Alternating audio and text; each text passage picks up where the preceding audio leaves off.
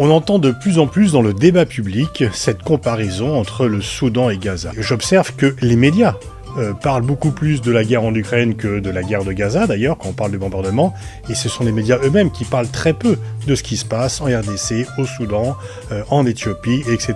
Donc en fait, il y a aussi le reflet de ce qui se passe dans les médias. Par ailleurs, il est normal que les sons de solidarité avec la Palestine parlent de Gaza et pas du Soudan, de même que les Soudanais en exil parlent du Soudan et pas de Gaza.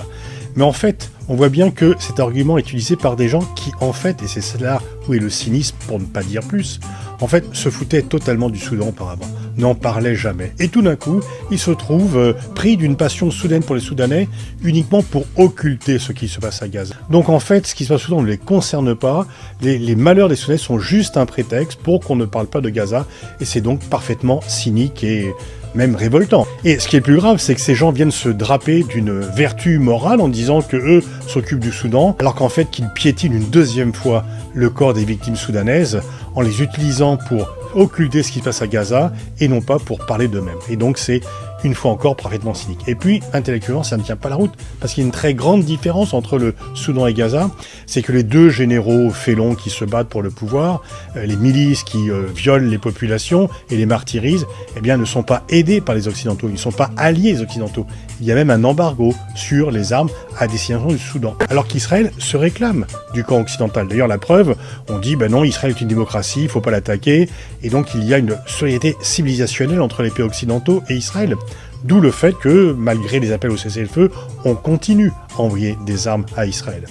Et donc la grande différence, c'est que dans un cas, il y a des crimes de guerre qui sont commis par des gens avec lesquels on n'a pas grand-chose à faire, et dans l'autre, il y a des crimes de guerre qui sont commis par nos alliés, par des gens qui se réclament de nous, et en fait avec lesquels on est de fait solidaire. Et ceci nous est reproché par les pays du Sud, qui voient bien cette hypocrisie. Et donc en fait on s'affaiblit, et la responsabilité d'Israël dans les crimes de guerre qu'il commet à Gaza rejaillit sur nous occidentaux, parce que c'est le crédit moral qui est mis en cause lorsque nous restons silencieux, que nous faisons que des protestations purement verbales par rapport à ce qui se passe.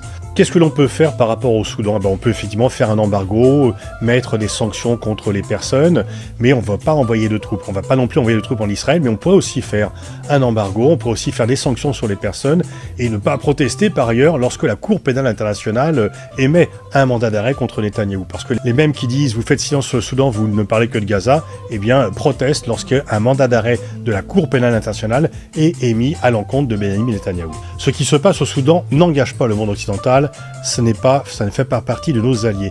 Ce qui se passe à Gaza engage le monde occidental parce que Israël est notre allié, se réclame de cette alliance, et que nous-mêmes, nous mettons en avant cette alliance pour ne pas trop critiquer Israël, ne pas trop gêner son action. Et donc aux yeux du monde entier, nous sommes indirectement responsables de ce qui se passe à Gaza, alors que nous ne sommes pas du tout responsables de ce qui se passe au Soudan. Bon, en plus, ceux qui parlent du Soudan pour qu'on ne parle pas de Gaza ne disent pas ce qu'il faudrait faire au Soudan, ils n'apportent pas de solution, c'est juste un peu pour faire du buzz et pour cacher leurs véritables intentions, qui est la sanctuarisation de l'action militaire du gouvernement israélien sur Gaza et désormais sur le Liban. Ces arguments qui sont vraiment non seulement immoraux mais inintelligents passent de moins en moins. Il faut vraiment prendre les gens pour les imbéciles pour dire que c'est uniquement par antisémitisme mal caché qu'on s'occupe de Gaza et que en fait on s'occupe pas du Soudan. Non, ce qui se passe à Gaza est extrêmement grave.